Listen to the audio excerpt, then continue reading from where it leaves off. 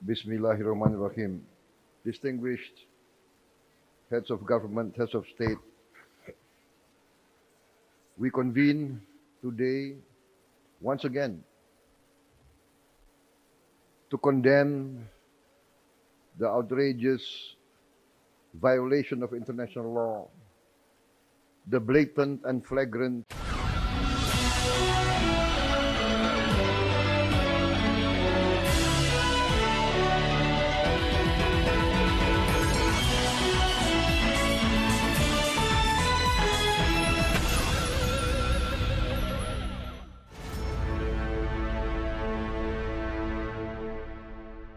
Assalamualaikum warahmatullahi wabarakatuh. Apa kabar?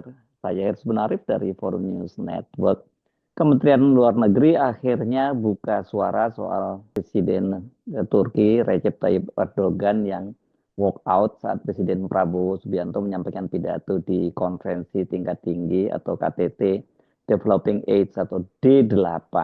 Ini D8 ini berlangsung di Kairo, Mesir pada Kamis 19 Desember 2024. Dan saya kira ini sebenarnya cukup terlambat ya respon dari Kemenlu ini karena peristiwanya Kamis, tapi baru hari Ahad ada klarifikasi. Sementara istana yang di situ ada kantor komunikasi presiden dan juru bicaranya banyak banget itu tidak segera juga memberikan respon. Video ini sangat viral karena banyak media di dalam negeri di Indonesia ini yang mengambil dari akun YouTube-nya Kepresidenan Mesir Al-Sisi yang sekarang menjadi tuan rumah dan sekaligus ketua D8. Kemudian saya sendiri waktu itu mengambilnya dari unggahan di akun X-nya Perdana Menteri Malaysia Anwar Ibrahim. Baru selang sehari kemudian akun video ini diunggah di channel Sekretariat Presiden di Indonesia ya. Dan ini videonya lengkap, nggak dipotong-potong termasuk ketika ada delegasi atau Erdogan keluar dari ruangan gitu ya. Memang pada waktu itu terlihat sejumlah delegasi berjalan tidak meninggalkan ruangan gitu. Sebenarnya bukan sejumlah delegasi ya, ini lebih tepatnya Erdogan bersama beberapa orang stafnya keluar dari ruangan. Ini memang kalau kalimat keluar dari ruangan itu kesannya netral, tapi kalau walk out itu, nah itu konotasinya memang negatif, artinya ada protes sehingga dia keluar. Dalam video tersebut juga terlihat bahwa Erdogan itu berjalan melalui belakang Prabowo dan dia sempat menyenggol kursi Prabowo. Coba kita lihat videonya ya, kita saksikan ulang ya. Erdogan dan beberapa stafnya keluar ketika Presiden Prabowo baru saja memulai pidatonya. Ini saya lihat ini ketika Erdogan melintas di belakang Prabowo itu pada detik 6-7 ya. Bismillahirrahmanirrahim. Distinguished heads of government, heads of state, we convene today once again to condemn the outrageous violation of international law, the blatant and flagrant. Tadi kita saksikan Erdogan bersama 3 orang stafnya melintas di belakang Prabowo tepat di depan Mayor Teddy yang sedang sibuk mencatat ya. Pada detik ke-6 dan kemudian kamera itu sempat mengikuti gerakan Erdogan terlihat berjalan melewati delegasi. Saya duga ini Afrika atau kemungkinan dari peninjau ya, karena kan selain negara-negara anggota D8 ini juga hadir peninjau termasuk dari Perserikatan Bangsa-Bangsa. Kalau ini delegasi Afrika, ya kemungkinan ini delegasi dari Nigeria atau Presiden Nigeria karena satu-satunya anggota D8 yang dari Afrika itu Nigeria. Jadi kalau mau dihitung Mesir yang Afrika Utara ya 2 lah gitu. Tapi Mesir kan kita sebut sebagai tuan rumahnya. Dan kemudian Erdogan ini kita lihat nih dia sempat mampir ya, bersalaman. Ini kelihatannya posisinya Presiden Iran kalau tidak salah. Ini ya Presiden, lihat duduknya seperti itu. Dia kan duduk tepat di sebelah delegasi yang saya duga tadi ada delegasi dari Afrika. Anggota D8 ini kan nggak banyak ya, cuman Bangladesh, Mesir sebagai tuan rumah sekaligus ketua sementara ini, kemudian Indonesia, Iran, Malaysia, Nigeria, Pakistan, dan Turki. Kalau video yang diunggah oleh Perdana Menteri Malaysia itu memang disertai dengan pujian dan dukungan terhadap Prabowo. Dan waktu itu juga Anwar Ibrahim menyatakan dia mendukung kepemimpinan Indonesia di G8 ini mulai tahun 2025 dia menyebutnya begitu.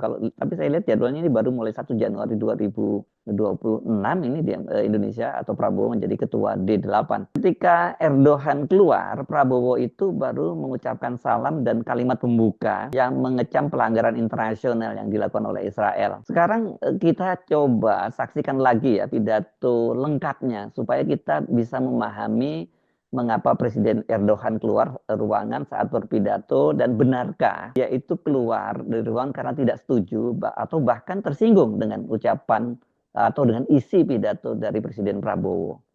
Bismillahirrahmanirrahim. Distinguished heads of government, heads of state,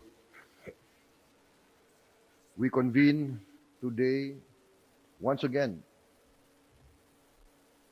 to condemn the outrageous violation of international law, the blatant and flagrant atrocities being carried out. But I would like to make some comments. We must see the situation for what it is, the reality of the situation. We will always say that we support. أننا نقول دائما أننا ندعم فلسطين، ودائما ما نقول أننا ندعم لبنان وسوريا، ولكن ما هو الدعم؟ ما هي المساندة؟ لأننا كل القرارات المتخذة في الأمم المتحدة، كل الإعلانات لا تحترم ولن تحترم. ينبغي أن نرى الواقع بأن countries are not respected. The Muslim population of the world is 2 billion people. 25% of the world are Muslims. We have vast resources, but we cannot unite. We quarrel among ourselves. And then when our brothers are being destroyed, then we give some declaration of support. And we send humanitarian aid. I'm sorry, this is my opinion. Let us see the reality. We must work to have close cooperation between us. We must work to have one voice and not to be divided. Divida et impera, that is the law of imperialism for thousands of years. And we are being divided every day. We see Sudan, Muslim leader against Muslim leader. We see Libya, Muslim leader against Muslim leader. We see Yemen, Muslim leader against Muslim leader. When will this end? How can we help the Palestinians if we quarrel among ourselves? Let us be honest. Let us be honest to our people. I'm sorry I have to say this, because I attend so many of the summits, and all we do is give declarations of support. Indonesia will try to do its best in whatever we can do, but I call for unity. I call for cooperation.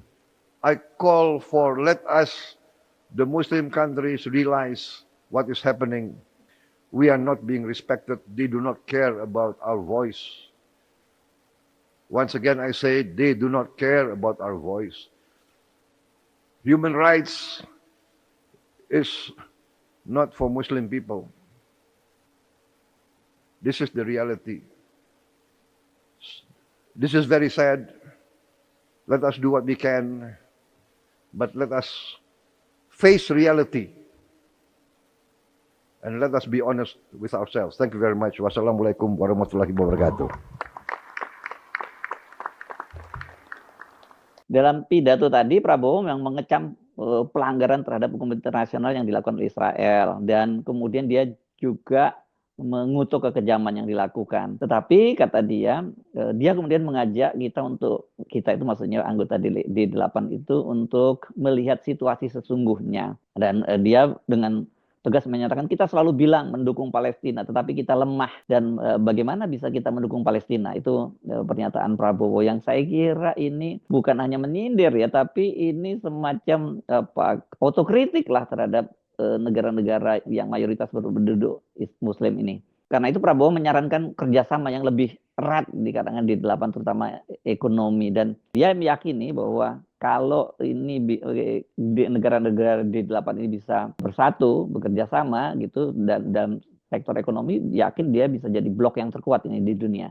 Pidato Presiden Prabowo yang sangat keras dan secara terbuka mengecam atau setidaknya menyayangkan sikap-sikap negara-negara Islam yang masih terpecah belah, kan ini di dalam secara domestik juga saling gontok-gontokan, kan tadi Prabowo juga menyebut soal konflik di Sudan, Libya, dan juga Yaman. Kemudian dia kan menyatakan tadi bahwa ini jumlah penduduk Islam itu di dunia itu 25%. Nah, tapi selama ini dukungannya terhadap Palestina, Lebanon, bahkan Suriah ini itu nggak pernah dihargai. Kalau dimentahkan di PBB, mungkin ini maksudnya kan veto dari Amerika Serikat, terutama yang karena jadi pendukung utama dari Israel. Sementara kalau negara-negara Barat kan sekarang sikapnya sudah mulai berubah setelah terjadinya genosida, terutama di Gaza dan beberapa wilayah lainnya di Palestina. Dalam konten sebelumnya saya menyebut pidato Presiden Prabowo itu kontroversial karena senggol sana, senggol sini. Bukan hanya mengkritik standar ganda negara-negara Barat dan menyebut bahwa HAM itu tidak berlaku buat umat Muslim, umat Islam, jadi hanya berlaku untuk Barat gitu, dan untuk Israel saja. Tapi juga otokritik ke dalam karena negara Islam tidak bersatu. Penting dicatat ini ya, Presiden Mesir Al-Sisi ini yang jadi tuan rumah dan jadi ketua itu kan dia proksi Amerika Serikat, sehingga sikapnya terhadap Israel juga sering ambigu gitu ya. Sementara posisi Turki ini berhadapan dengan Iran yang posisinya berseberangan. Turki itu anggota NATO tapi keras terhadap Israel. Sementara Iran itu bersama Rusia dan Cina.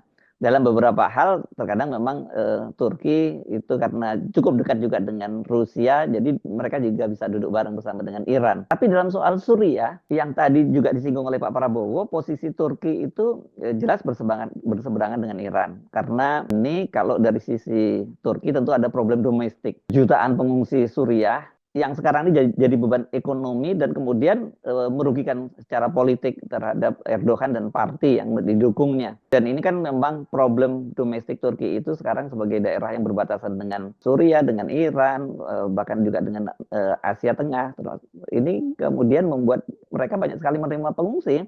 Yang terbesar memang dari Suriah sampai 3 jutaan. Kemudian ada pengungsi dari Iran juga ada.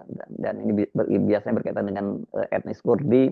Dan bahkan Afgan juga ada. Itu total mungkin sekarang ini sampai 4 juta sampai 4,5 juta pengungsi di Turki itu. Dan ini menimbulkan beban ekonomi dan kemudian memunculkan ketidakpuasan terhadap pemerintahan Erdogan. Iran jelas kehilangan sekutu terpenting di negara Arab dengan jatuhnya rezim Bashar al-Assad.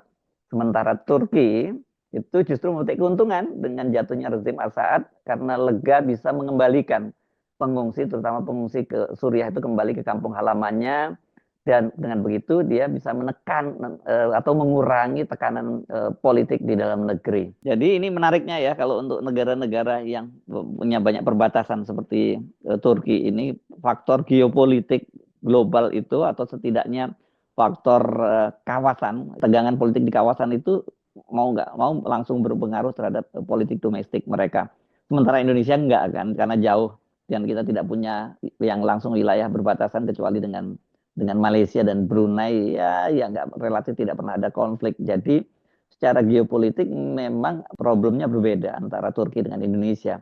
Apakah karena pidato Prabowo itu yang membuat kemudian Erdogan walk out? Kalau kita lihat kronologi walkoutnya atau tempatnya, kalau di Indonesia mungkin lebih pasnya ini lihatnya kan Indonesia delegasi atau Erdogan ini berjalan keluar. Kalau walkout itu biasanya kan diawali dengan protes dan kemudian menyatakan keluar. Ini kan tidak, Erdogan keluar begitu saja pada detik ke-6 itu sudah melintas di belakang Prabowo. Kalau kita hitung dari posisi duduknya yang berada di sebelah kiri Prabowo, nggak tahu berapa jauh ini posisi duduknya, maka dia sudah berdiri sebelum atau pada saat Prabowo tempat berpidato. Jadi penyebab Erdogan keluar bukan karena isi pidato Prabowo atau hubungan yang tidak baik dengan Prabowo, karena saat Prabowo terpilih jadi presiden itu Erdogan termasuk yang paling awal mengucapkan selamat. Bahkan ini bulan April, jadi sebelum ada putusan MK ya, sebelum ditetapkan oleh MK, Erdogan termasuk yang sudah memberikan ucapan selamat, dan ini waktu itu menjadi salah satu tekanan terhadap lawan-lawan politik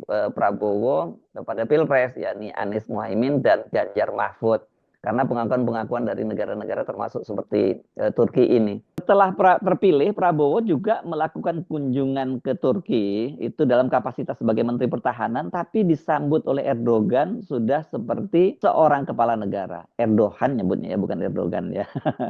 Ini Erdogan ini di Indonesia ya. Jadi apa penyebabnya Erdogan keluar pada saat Prabowo menyampaikan pidatonya? Kan bukankah seperti saya sebut tadi, anggota dari D8 hanya 8 negara. Jadi kalau ada satu yang keluar itu ya kelihatan banget ya. Beda kalau dalam forum-forum yang besar seperti sidang umum PBB gitu ya. Ini mungkin nggak terlalu terlihat. Nah ini kemudian ada penjelasan dari juru bicara Kementerian Luar Negeri Roy Sumirat. Kata dia begini, berdasarkan kebiasaan yang berlaku di forum internasional, masing-masing delegasi memiliki hak menentukan kapan ketua delegasi akan duduk di kursi delegasi atau meninggalkan ruangan.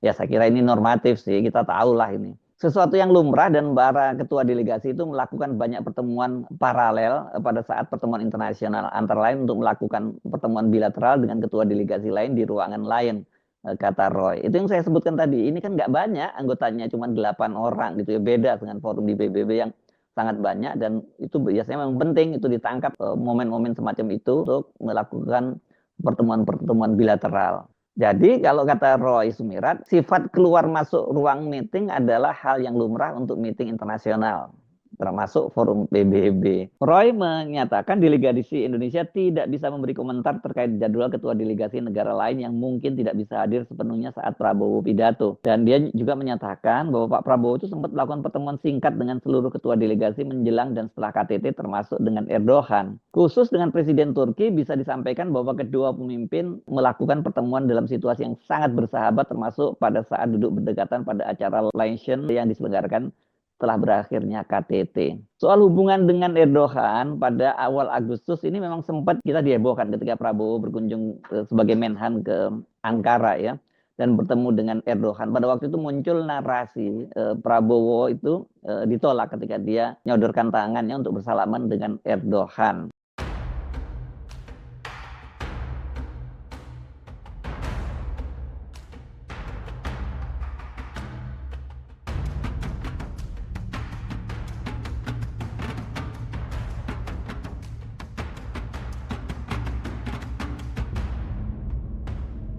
Benarkah seperti itu faktanya?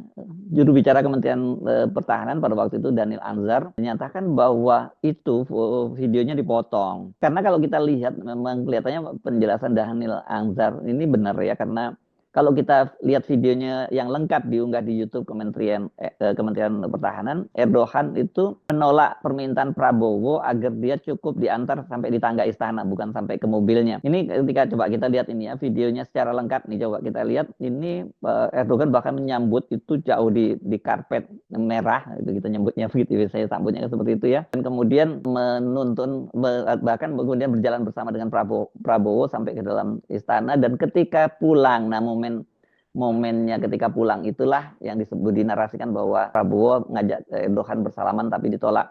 Padahal faktanya itu video dipotong, dan ada kelanjutannya, kita lihat ini videonya ini diantar sampai ke depan pintu mobilnya. Jadi kalau kita lihat hubungan Prabowo dengan Erdogan ini cukup dekat, dan saya kira sebagai negara dengan penduduk muslim terbesar, sama-sama anggota OKI, pasti Erdogan memang sangat menghormati lah siapapun yang jadi presiden di Indonesia, apalagi Prabowo gitu, yang mungkin dibandingkan dengan Pak Jokowi jauh lebih bisa berkomunikasi dan bisa diajak ngomong lah gitu, bisa nyambung gitu. Jadi memang jadi pertanyaan, mengapa kemudian pada waktu Prabowo menyampaikan pidato dan pidatonya itu penting, sangat penting, bahkan kemudian Erdogan meninggalkan ruangan.